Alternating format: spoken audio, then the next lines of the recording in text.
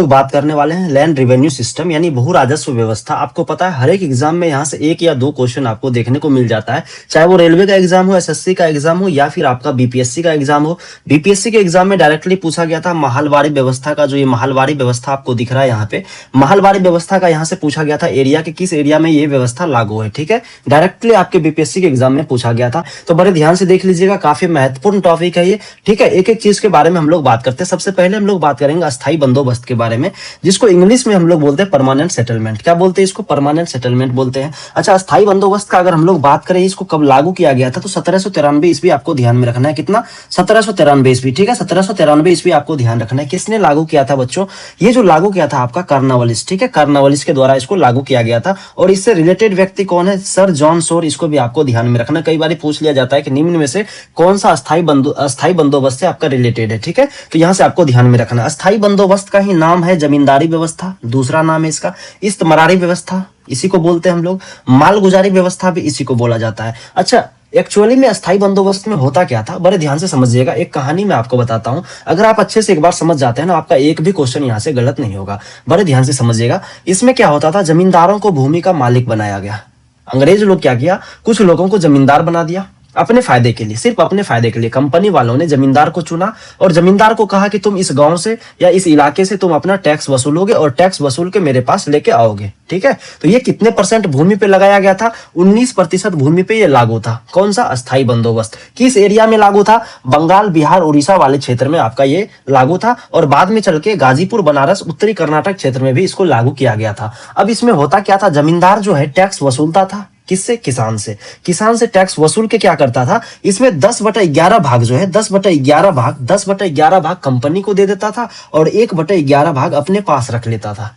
10/11 भाग कंपनी को, 1/11 भाग अपने पास। डाटा बहुत इंपॉर्टेंट है, ध्यान में रखना आपको। अब इसमें दिक्कत क्या होता था? दिक्कत ये होता था कि जो जमींदार है ना, अगर निश्चित समय तक लगान नहीं दे पाया ना, निश्चित समय मतलब इसमें एक लॉ होता था, उसको हम लोग बोलते हैं सनसेट लॉ। कौन सा लॉ बोलते हैं? इसको कहीं नोट डाउन जरूर कर लीजिएगा। इसको क्या बोलते हैं हम लोग? Sunset law.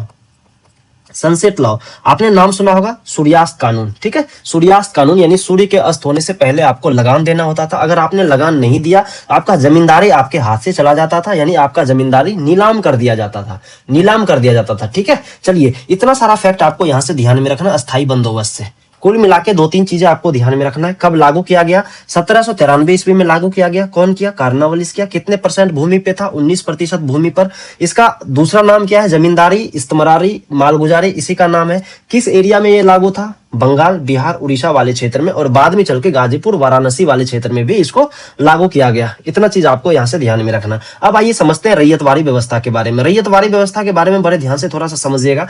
रैयतवारी व्यवस्था क्या है? रैयतवारी व्यवस्था में ऐसा होता था कि ये जो, अब देखिए यहाँ पे क्या होता था ना, कि जो आपका सनसेट लॉ था ना, ये सनसेट लॉ की वजह से ना ये कानून अस्थायी बंदोबस्त बहुत ज्यादा दिन तक नहीं चल पाया, क्योंकि बहुत सारे ऐसे जमींदार थे जो टैक्स वसूली नहीं कर पाते थे और सूर्यास्त के पहले अगर टैक्स नहीं देते थे, उसका जमींदारी नीलाम होता चला गया। इसी प्रकार से धीरे धीरे पूरा का पूरा सिस्टम ये खत्म हो गया। उसके बाद लागू होता है रैयतवारी व्यवस्था। ये रैयतवारी व्यवस्था कौन लागू करता है? तो रैयतवारी व्यवस्था जो आपका लागू करने वाला है वो आपका है थॉमस मुनरो और थॉमस रीड, दोनों मिलकर लागू करता है। इसमें मेन नाम आता है थॉमस मुनरो का। कब लागू किया जाता है ये व्यवस्था?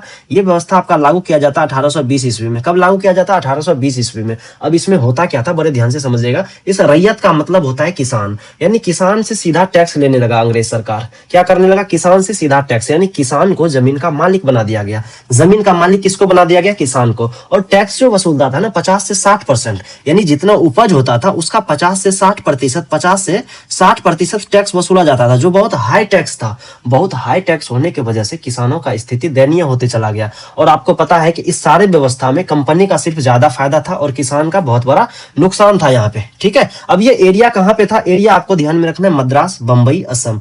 मद्रास, बंबई, असम, कर्नाटक वाले क्षेत्र में इसको लागू किया गया था। बस इतना फैक्ट आपको यहां से ध्यान में रखना है। उसके बाद आता है आपका महलवारी व्यवस्था। महलवारी में क्या होता था? महल का मतलब समझ रहे? महल से होता है महल। महल मतलब गांव होता है। ठीक है, पूरे के पूरे गांव को अंग्रेजों ने क्या करा, 2-4 गांव को मिला के एक यूनिट बना दिया, एक इकाई बना दिया। अब उस इकाई में क्या करता था, एक मुखिया बना लेता था। उस जैसे 3-4 गांव मिला लिया और वहां पे किसी को एक मुखिया बना दिया गया और उसको कहता था कि आप जो है पूरा का पूरा टैक्स वसूल के मेरे पास लेके आओगे। जैसे जमींदारी व्यवस्था में करता था, सेम उसी प्रकार से। बट यहाँ पे क्या था, उस मुखिया को जमीन का मालिक नहीं बनाया गया था, मालिक अभी भी किसान ही था, ठीक है, किसान ही मालिक था। अब क्या होता था यहाँ पे, जो वो मुखिया है ना, मुखिया द्वारा टैक्स वसूला जाता था और उस मुखिया को हम लोग बोलते थे लंबरदार। क्या बोलते थे?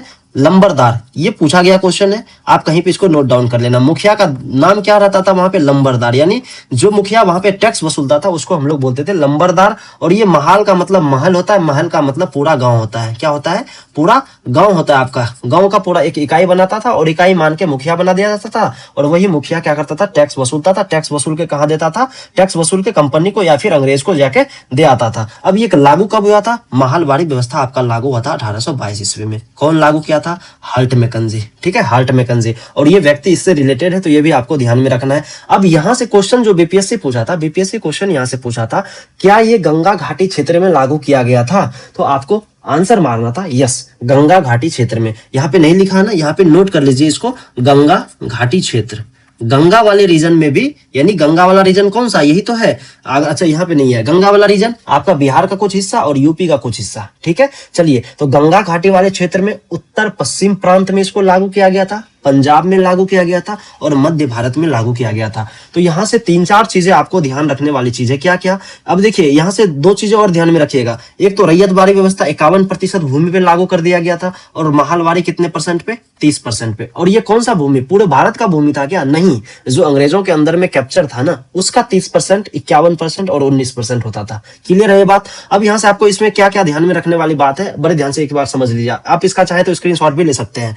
अब यहां से आपको ध्यान में रखना है कि कितने प्रतिशत भूमि पे इसको लागू किया गया था, इसका दूसरा नाम क्या क्या है, कौन लागू किया था, किस एरिया में लागू था और इसमें होता क्या था, टैक्स कितना कितना दिया जाता था, वो आपको ध्यान में रखना है। जैसे यहाँ पे इतना दिया जाता था और यहाँ पे आपको पता है 50 से 60% यहाँ पे टैक्स वसूला जाता था। तो ये सारा चीज आपको यहाँ से ध्यान में रखना है और कौन लागू किया था वो ज्यादा जरूरी है। और यहाँ पे जैसे एक मुखिया आया, इसका अलग से नाम दिया जाता था लंबरदार, तो ये पॉइंट आपको ध्यान में रखना है। कुल मिला के जो पूरा का पूरा लैंड रेवेन्यू सिस्टम था, इसका परिणाम क्या हुआ आपको पता है? इसका परिणाम होता था कंपनी को तो मुनाफा हो गया, कंपनी का आय बढ़ गया, कंपनी निश्चित आय के लिए अलग अलग समय पर अलग अलग प्रकार का लैंड रेवेन्यू सिस्टम लगाते गए। जैसे अस्थाई बंदोबस्त, कंपनी को चाहिए था कि अस्थाई पैसा आते रहे हमारे पास, है ना, तो अस्थाई बंदोबस्त लागू कर दिया। फिर जैसे ये खत्म होता है रैयतवाड़ी व्यवस्था किसी और क्षेत्र में, रीजन भी अलग अलग है, देख लीजिए रीजन भी अलग अलग है, ठीक है ना। उसके बाद फिर महलवाड़ी व्यवस्था लागू किया। उसके बाद यहाँ से देखिए इसका सबसे बड़ा नेगेटिव इफेक्ट किस पे पड़ा? फार्मर पे। किस पे पड़ा?